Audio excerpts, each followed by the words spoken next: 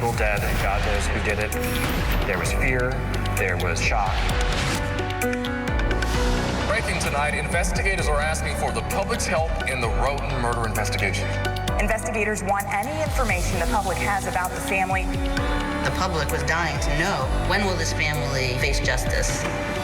Her crime was not submitting to the control of the Wagners. They wanted to create him to be this angry monster. After their testimony, you kind of felt like his fate was sealed.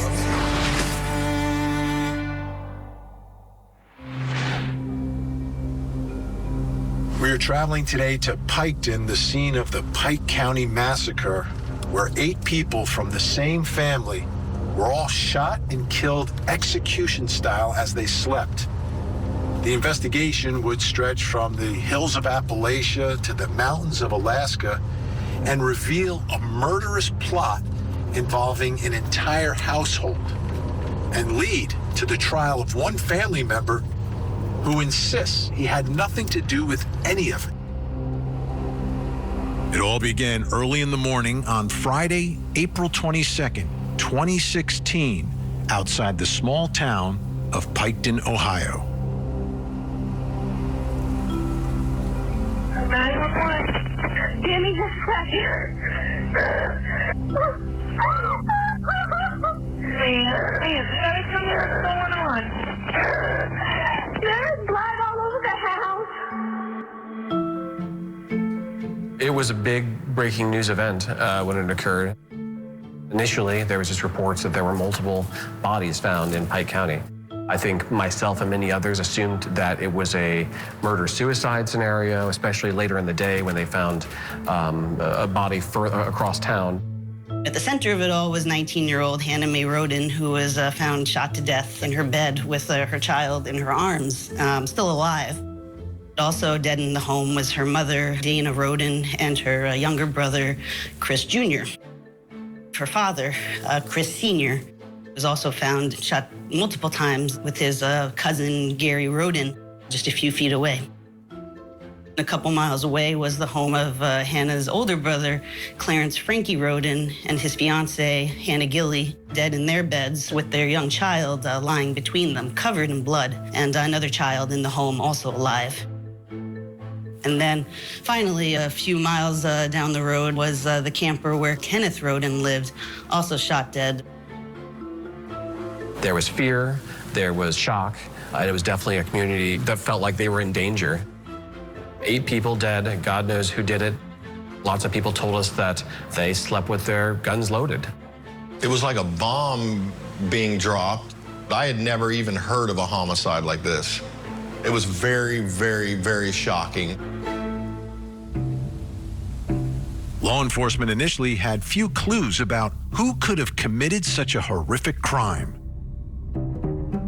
We have one person who is armed and dangerous. There may be more than one, and maybe 2, there may be 3. We just don't know at this point, how many people we're really talking about at all. Well, just about everyone in this tight-knit community in Pike County had some connection to the Rodens.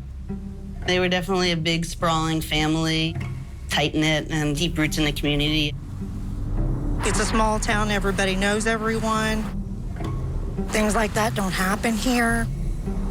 Everybody was shocked, sad for the children that are left behind. As days passed with little information coming from law enforcement, one theory kept resurfacing.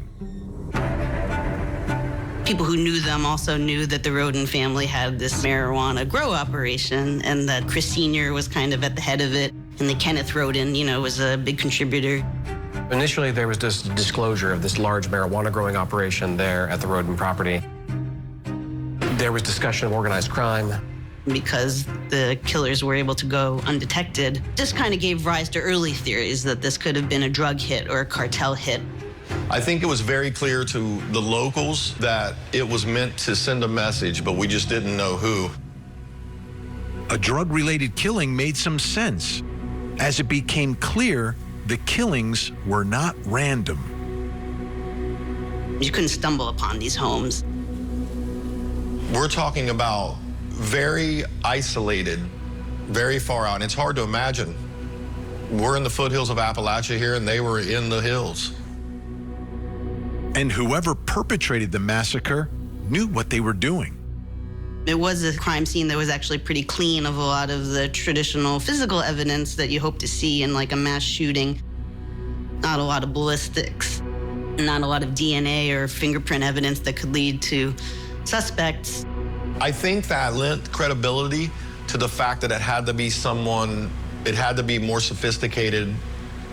Nobody could pull this off locally. Very methodical, very calculated, very cruel.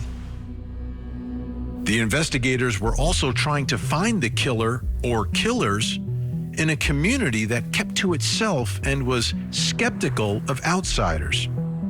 It's a rural community. It's Appalachia. There's a high poverty level. It was hit hard by the opioid pandemic. At the same time, it's a very proud community. Sometimes with that comes people that have to do things to make a living that other people look down upon, but they're doing what they have to do to survive. As the investigation turned from days into weeks, law enforcement remained tight-lipped, and with little information, the national media stepped in to fill the vacuum. Just because of the brutality of the act, parents killed with their children in their arms. It really grabbed national headlines. There was a huge media circus that took place. The hotels were full of national and international media. We were inundated with law enforcement, news cameras, news crews. But as the weeks turned into months, the media lost interest, and law enforcement continued to stay silent. The consensus was, this is never getting solved. We'll never know what happened here. And so I think people had generally given up hope that there was never going to be a real conclusion to this investigation. But the Ohio Attorney General vowed to press on. I believe this case will be solved. We will remain in Pike County until it is, in fact, solved. And then, a break in the case. Breaking tonight, investigators are asking for the public's help in the Roden murder investigation. They are looking for information about another family connected to the victims. Investigators want any information the public has about the family. Over a year after the massacre, dozens of law enforcement agents were seen swarming multiple properties belonging to a family well known in Pike County, the Wagners. The Wagners, yeah, they were well known also within the community. They had a lot of property holdings throughout the region and throughout the county, so they were definitely well known around Pike County. They also had a bit of a reputation as outlaws who committed petty crimes together as a family. The patriarch, Billy Wagner, taught his sons at a young age how to pick locks on vending machines and then later on trucks so that they could steal hauls from commercial vehicles. Billy found jobs and supported the family, but Angela also had her own business pursuits. She had a hobby farm where she used her sons as what they both described as hired labor, unwilling labor at a certain point. And the Wagners knew the Rodens well. Jake Wagner had been in a relationship with Hannah Roden, who had gotten pregnant and given birth to their daughter Sophia when Hannah was just 15 and Jake 20. Family friends and the pastor has told us that Jake Wagner got along well with the Roden family, and they supposedly had a pretty good relationship right up until the custody battle with Sophia Wagner came up, and that's when things kind of went sour between the two families. So sour, authorities hinted that they believed the family feud may have been a motive behind the massacre. Family is the most important thing to a lot of people in these communities, and so it's not surprising that would be a part of the motive.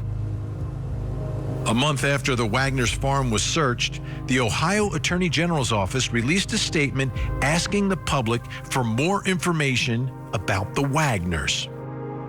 Everyone knew that the Wagners had left town, had gone to Alaska. That wasn't a terribly good look for them. Up in Alaska, the announcement generated a huge number of calls to police, and media reports revealed that the family was living on the Kenai Peninsula a few hours southwest of Anchorage. That was a notable step in the case because it's told everyone that, hey, these are people that are definitely right within the scope of law enforcement, and they're clearly just waiting for them to screw up somehow. The Wagners eventually left Alaska and moved back east, while pressure grew on authorities to make an arrest. The public was dying to know, when will this family, face justice? Because by this point, especially in Pike County, all eyes were on them. On November 13th, 2018, nearly 2.5 years after the brutal execution of the Roden family, Ohio authorities issued arrest warrants for Angela and Billy Wagner and their sons, Jake and George. These 4 individuals are now in custody for allegedly committing this heartless, ruthless, cold-blooded murder. Investigators said the massacre had nothing to do with drugs. Incredibly, they alleged that the 4 Wagners plotted to wipe out an entire family for the sole purpose of gaining custody of Sophia, the daughter that Jake had with Hannah Roden. We believe that the Wagners conspired together to develop an elaborate plan to kill the 8 victims. The aggravated murder charges also include death penalty specifications for all 4 suspects. Coming up, Ohio prepares for the biggest murder trial in its history. But before it can begin, Jake Wagner takes a plea deal that will protect him if he agrees to testify for the state. After the most exhaustive murder investigation in the history of the state of Ohio, law enforcement officials arrested 4 members of the Wagner family for the so-called Pike County Massacre. Authorities allege that the motive behind the massacre wasn't drugs at all, but what would become the bloodiest custody battle in Ohio history. The trial for the murder of 8 members of the Roden family began in Piketon, Ohio on September 12, 2022. Describe him. There is nothing on this The prosecution was led by Angela Canepa. Nothing. Hannah Mae found difficulty because Jake wanted Angela Wagner to really parent Sophia Wagner. They would want Sophia to call Angela mom even when Hannah Mae was sitting right there. She kind of, was a little creeped out by the family dynamic. Angela Wagner was really very much like a controlling force in her son's lives. So the relationship fell apart pretty quickly, and Hannah left the Wagner home, and she took Sophie with her. Her crime was not returning the love of Jake Wagner and not submitting to the control of the Wagners. And Jake apparently harbored some suspicions that Hannah was letting their daughter, Sophie, be sexually abused, maybe molested by men in her life. The Wagners were pretty aggressively trying to obtain full custody of Sophie. During this time, she says, "I won't sign papers ever. They'll have to kill me first." Just over 4 months later, Hannah Mae and 7 members of her family are dead. This was not a crime of passion. This was not in a fit of rage. This was not in self-defense. These murders happened after a period of 3 months of planning and plotting and purchasing and preparing and executing 8 individuals of a family. While the prosecution spent most of their opening statement on laying out the case against the Wagner family, there was only one person on trial, George Wagner. That's because Jake Wagner, the man accused of doing most of the killing, had already pleaded guilty. What plea do you wish to enter in count 7 to the charge of aggravated murder of Hannah Mae Roden? I am guilty, Your Honor. Many called it the best plea deal in the history of the state of Ohio, is that this admitted gunman was going to basically be spared the death penalty in exchange for admitting his role and testifying against his relatives. Jake's mother, Angela, soon followed suit. So after Jake strikes the plea deal with prosecutors, Angela Wagner strikes her own deal. She also avoids the death penalty by admitting her role and implicating her sons in the plot to kill the Rodens. Regressively respected. George Wagner was represented by John Parker and Richard Nash, two very aggressive defense attorneys. This is a trial about the state of Ohio against George Wagner. It's not the Wagners. It's not Billy Wagner. It's not Angela Wagner, nor is it Jake Wagner. This is all about George. As you hear the evidence in this case, you must ask yourself, every time you hear the Wagners, think of how that applies to George. They don't want to try an individual. Instead, what they wanted to do was try the Wagners. They knew they were in trouble with treating George as an individual. Coming up, the jury hears from those first on the scene of the Pike County Massacre. You said blood everywhere? Yeah. And when you say blood everywhere, can you tell us where specifically? It's on the body, on the bed, on the walls. These are the cases that captivated the world. Couldn't keep my life straight. That demanded our attention. They were killed by their own children. That challenged the legal system and ourselves. How in the world can a mother wait 30 days before reporting her child missing? These are the trials that became legendary. And now you can relive them all in one place. Court TV Legendary Trials. Go to courttv.com/legendary trials to find out how to watch. After his mother Angela and brother Jake pleaded guilty, George Wagner was on trial and facing life in prison for being an accomplice to the murder of 8 members of the Roden family. It was a brutal crime that the prosecution spent 3 days making horrifyingly real. Timothy Dickerson was one of the first responders to Dana Roden's house, where he discovered the bodies of Hannah Mae, her mother Dana, brother Chris Jr., and a survivor. You found the 3 deceased individuals in there. And once you'd seen that, what did you do? Well, one thing that happened was I noticed there was a baby in the bed. Either I made a noise or there was a noise because the baby's arms came up. And I hollered for them to get a medic. Could you give us an approximate age of the little baby, if you could, Director Dickerson? I learned later that the baby was 3 days old. It was very, very tiny. I just glanced around the list. Justin Waring responded to the home of Frankie Roden and his fiancée, Hannah Gilley. There was a young child that was probably 4 or 5 years old that was running around in the yard. And then there was a infant child who was around 6 months old. And did you notice anything unusual about the infant?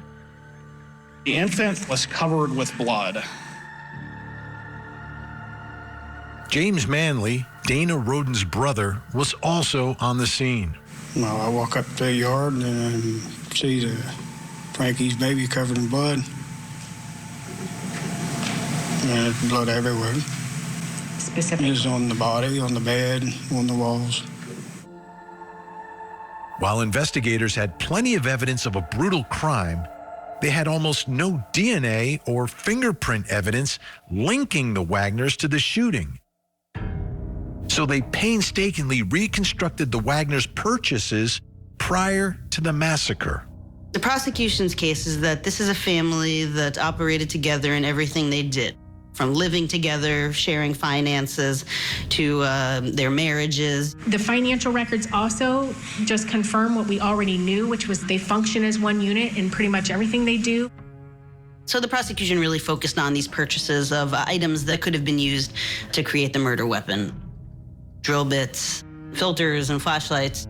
Items to make an impromptu murder weapon, an impromptu silencer. And one person's name surfaced repeatedly in relation to those purchases. Who was the owner of this account? George. With respect to other purchases on that credit card, flashlights, and then the purchase of Waverly Rule King, again, only listed owner of that credit card at that time is this defendant, George Wagner, correct? Correct. While investigators found no clear physical evidence linking George Wagner to the crime scene, they did find a set of bloody footprints. So the actual floors that were cut up and removed from the scene were brought to you. Yes, they were. And can you tell us what we are looking at in this particular slide? Item 21 and item 24, the ones on the end, they were a left shoe impression that corresponded with the size 11 Walmart athletic work shoe. 22 corresponded with the left size 10.5 Walmart athletic shoe. The prosecution had video of Angela Wagner entering a Walmart, not exactly a smoking gun, but then investigators unearthed a receipt showing what she had purchased that day. These are the Walmart brand athletic shoes, size 10.5, and it would match the SKU for the receipt from the trailer at State Route 41. And obviously, But some of the most compelling testimony would not come from the crime scene, but from a woman who, like Hannah, was accused by the Wagners of abusing Sophie and lived to tell the story. Before moving north to Alaska, Jake went to court and obtained sole custody of Sophia Wagner. Elizabeth Armour met Jake Wagner at a church the Wagners attended in Alaska, where she sometimes worked in the nursery. I had come out of the nursery for taking care of the children. Jake was at the other end of the hallway kind of noticing me. At some point, did your relationship with Jake become more serious? 9 months after I met him, he asked me to marry him. The couple got married just a few months later. Elizabeth Armour vividly remembers her wedding night. So, since I grew up Amish, I didn't really have any experience with men. I had requested, in no uncertain terms, that we not consummate marriage on that night, which Jake had agreed to but did not honor. And afterwards, almost immediately, he asked me for my personal information, my phone passcode, my bank account access numbers, my social security card. Did you also have to sign agreements prior to the marriage? Yes, I remember Angela and them asking me to sign a paper that it was to keep me from trying to get custody of Sophia in the event of a divorce. Elizabeth Armour revealed the toxic, intertwined dynamic at play in the Wagner family. And then, a familiar accusation from Angela Wagner. Jake came to me and told me that his mom believed that I had touched Sophia inappropriately. Elizabeth was brought before Jake's mother, Angela. I was called into the kitchen. Jake said that he didn't believe I had done it, but that, I needed to explain myself. He laid it out very clearly to me that if I had done it, that the right thing to do would be to string me up in the barn, beat me to death with the baseball bat, bulldoze the barn, burn it down, and hunt down and kill my family. And that if he didn't do it, his mom would do it, his dad would do it, George would do it.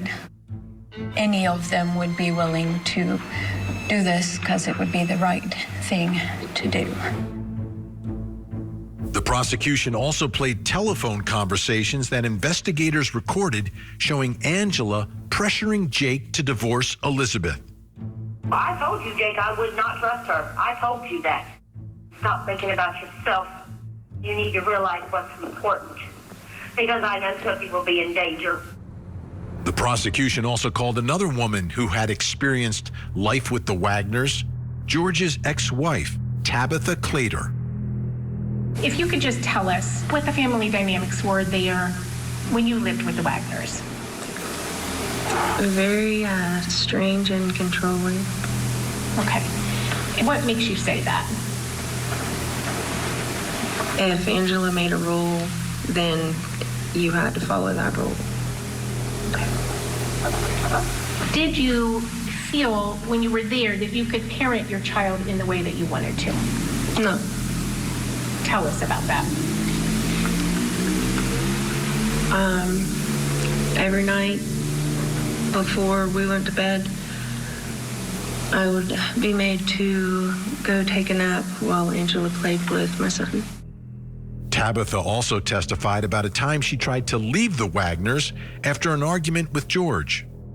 I told them that I was not going to go back inside, that I was going to leave. And so Angela threw a board at me and then told George that she's going to go inside and get a gun.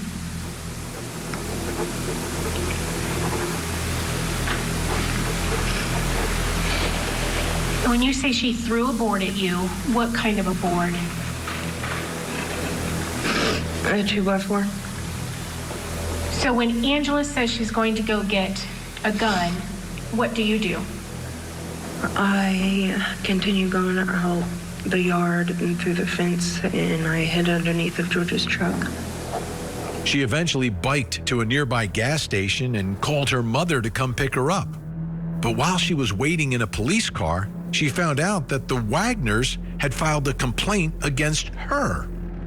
And what type of complaint was that? Domestic violence. What was alleged against you?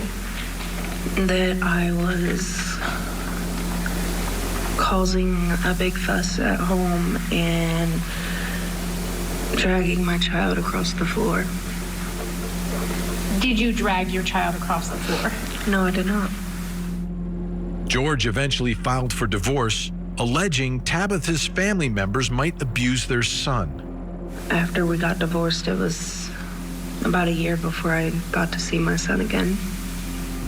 Coming up, George Wagner's brother Jake and mother Angela testify, portraying George as an active accomplice to the slaughter of the Roden family. They are the ones who put him, at the heart of the conspiracy, the heart of the plan.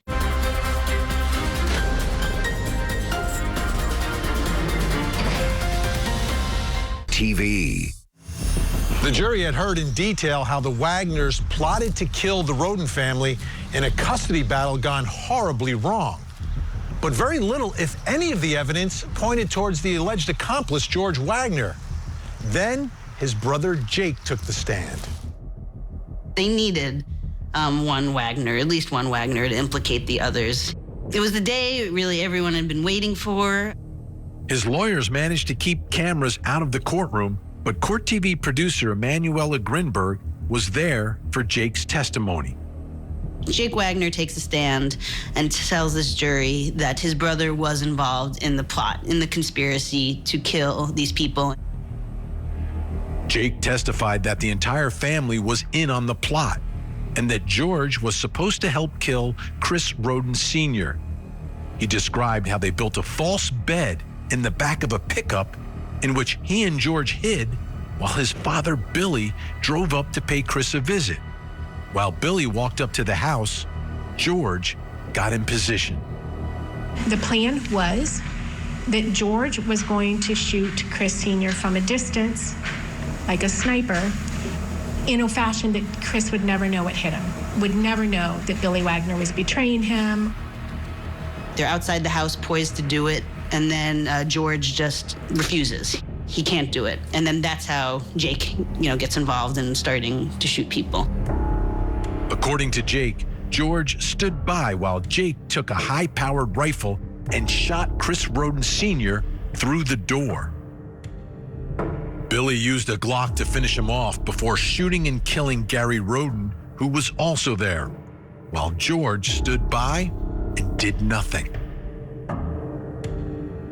Just a few days later, Angela Wagner took the stand, corroborating much of the state's circumstantial case against her son George, including the one piece of physical evidence loosely linking him to the crime.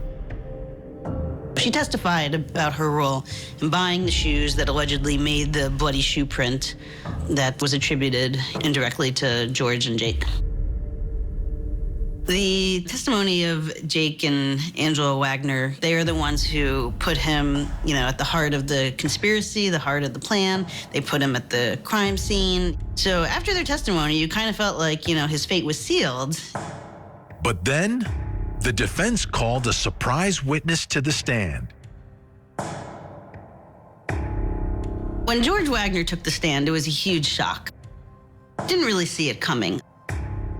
All the jurors knew about George was the evidence that the state had put forward. They wanted to create him to be this angry monster. That was the challenge. The challenge was to introduce evidence that he was an individual, introduce evidence that he was different than the others. George first described his father, Billy, introducing him to a life of crime. My father taught me how to open a lock, how to steal fuel, how to steal loads or break into loads. What do you mean by loads? Tractor and trailer loads, semi-loads of whatever might be on it. How did he do that? Just go around and show you how to open them, get in them, and drive off with them. When I was a young kid, I wanted to be either a game warden or a forester. Then when I got older, my father pushed me more towards being a diesel mechanic and a truck driver. All right. And why was that, do you know? My father didn't want nobody in the family that wore a badge. Why was that? He thought all law enforcement was crooked. He disagreed with things that his family had done in their life, the crimes that they had committed, where he said he was no longer a part of what they were doing. Eventually, I quit. Quit what? Everything my dad taught me. Where did you go? I made it down into Kentucky. How far away did you get to Kentucky? 250 miles, roughly. And what happened? I had a choice of running out of fuel and continue going or turn back. So what happened? I turned back. Why did you turn back? I had no money and no fuel and nowhere to go. What were you thinking when you left? I was just tired of putting up with my mom and dad. Was that the last time you attempted it? No. They were trying to really paint a picture of a person who was just stuck and was trying to, break away from this lifestyle that he'd been brought up into, and that it was just, despite his efforts, he couldn't get unstuck. George was one to go out. He was one to go out and associate with other people, have friends away from home, and do what a typical teenager would do as far as, alcohol, just exploring, the world as a young person would do. Did that cause any problems back at the home on Bethel? Yeah, my mother didn't like me being down there. Why not? She said it was a bad environment and bad influences, and I was basically going to end up sending myself to hell from it. She obviously, as most mothers, would not want their child out doing these things. Jake didn't. He did exactly as his mother wished. He was essentially a perfect child. He obeyed his mother. Finally, the defense argued that George Wagner had no reason for wanting the Rodens dead because they were some of his best friends. We've heard a lot about Jake and Hannah's relationship. Describe your relationship with Hannah. I looked to Hannah as a baby sister. What do you mean by that? My brother might be biologically my brother, but we never acted like brothers. Hannah acted like a baby sister to me. We'd go fishing together, four-wheeling, fix buckeyes during the holidays. Talk to each other about what was bothering each other. He viewed Hannah as a younger sister. They got along really well. He viewed Frankie Rodin, as a good friend of his. He had no desire to kill his best friend. Did you consider Frankie a good friend? I considered him my best friend. Looking at Wagner Exhibit 53-1, this is your wedding photo, right? Yes. You have one arm around who? Tabby. You have another arm around who else? Frankie. He definitely came off as more confident, more self-assured than his brother to some. He might have came off as more compelling or interesting because he really put his face out there, in a way that his alleged co-conspirators weren't willing to do. Other witnesses testified about how George was different from his brother. One of the witnesses that I think surprised the state was their own witness, and that was a witness by the name of Samantha. Samantha was very unique and important to this case because she knew Jake, she knew George, she knew the Roden family as well. She knew these boys for most of her life. He and Jake were pretty different personalities. Is that fair to say? Yes. All right. Jake was kind of a mama's boy. Is that fair? In my eyes, yes. George would always go out and do his own thing. Jake would always have to get Angela's opinion before he would go do anything. Angela didn't approve, Jake never did. That was certainly a compelling, narrative that they, advanced. Don't blame him for the sins of his brother, for the sins of his father, for the sins of his mother. Coming up, the defense attacks what some have called the best plea deal in the history of the state of Ohio. Jake and Angela have conned the state of Ohio with the greatest goal in mind. Perhaps the most remarkable plea deal possible. The loss of 8 innocent lives. The most deserving of the death penalty, and Jake gets to walk. Angela gets 30 years. After painting a picture of George Wagner as different from the rest of his family, the defense next took aim at the heart of the prosecution's case, the testimony of Jake and Angela Wagner. The defense strategy was to undermine Jake and Angela Wagner's testimony and just convince the jury that nothing they say can be believed, especially when it comes to George's involvement, that they were really the masterminds. The defense first targeted Jake's testimony. The biggest tool we had in our bag to discredit him is this is a confessed murderer. During his plea deal, the defense saw a side of Jake they wanted the jury to see. Not only is he a murderer, but he smiled at every stage of his, every accusation on the stand. I've never dealt with someone who would chuckle and smile as they spoke of doing the most evil things. We wanted that drawn out. We wanted people to see Jake and the way he testified and ask them whether that's the type of evidence you would rely upon in the most important of your affairs. To discredit Angela, the defense introduced her lifelong history of fraud. The thing that also blew our mind was the amount of fraud that she had been engaged in with arson. And these were arsons that were committed before George was even 10 years of age. All right, and what do you mean they burned it? They burned that one down and succeeded with that one. Who's dead? My father and my mother. And how did they burn it? Same method as always, a whole bunch of newspapers stuck underneath the fuse box. Our goal with her was to point out the fraud that she had committed in her life, the incentive that she has now to testify that this is the type of person the state wants you to believe. They gave enticement greater than a pot of gold to get her to say what she needed to say to convict. Our goal one was to introduce that fact, establish that she had unbelievable motivation to save her own life. What absolutely shook us to the core was that the state of Ohio is agreeing to allow Angela to one day be a free person.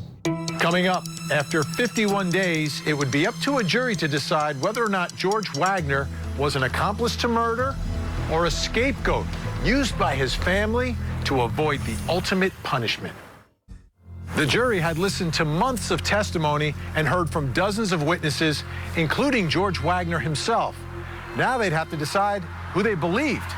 Was it the prosecution who said George Wagner was a willing accomplice to murder, or the defense who insisted his only crime was being a member of the Wagner family? As each minute and each hour went on, you kind of felt like it boded well for the defense. There was a sense that oh, wow, they must really be considering all the evidence. We felt in our heart that a fair consideration of all of those counts and months of testimony was going to take several days to go through. But after only 7 hours of deliberation, the jury returns with a verdict. When they did come back, there was just, wall-to-wall people clamoring to get into the limited seats in the courtroom, media and public. Ladies and gentlemen of the jury, have you reached a verdict? Yes. All right. Would the foreman please, or foreperson please hand the verdict forms to the bailiff here? It's the part that I hate most about all trials. It's knowing that everything is over, there's nothing more that can happen, and it's that split second before the juror is about to read their verdict. As to count one, it says, "We, the jury, find beyond a reasonable doubt that the defendant, George Washington Wagner IV, is guilty of aggravated murder as charged in count one of the indictment." We heard the first guilty, and we knew that if we had one guilty, we had guilty across all of the charges. The only thing I could do was just a straight face and just look forward, but every guilty finding was just a crushing blow, which was disappointing. Essentially, you're finding out at that point that your life is over as you know it.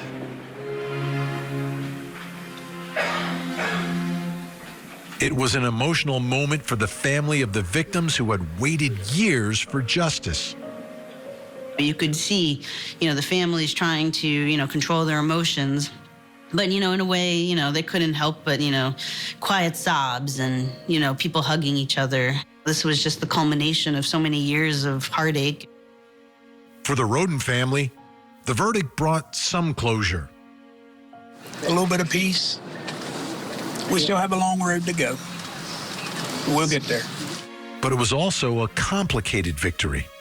But you have to realize, George Wagner is human. They just didn't show it on that night. 3 weeks later, on December 19th, 2022, after an emotional hearing where family members of the victims spoke of their agony and pain, Judge Deering sentenced George Wagner IV to life in prison without parole. Talking to him, it's crushing. But, doing what we do, we know it's not over. This is just round one is over, and that's what we told George. Your day will come, we will appeal, we will make right, the fight goes on. Billy Wagner has so far pleaded not guilty as well. His trial is scheduled for sometime in 2024.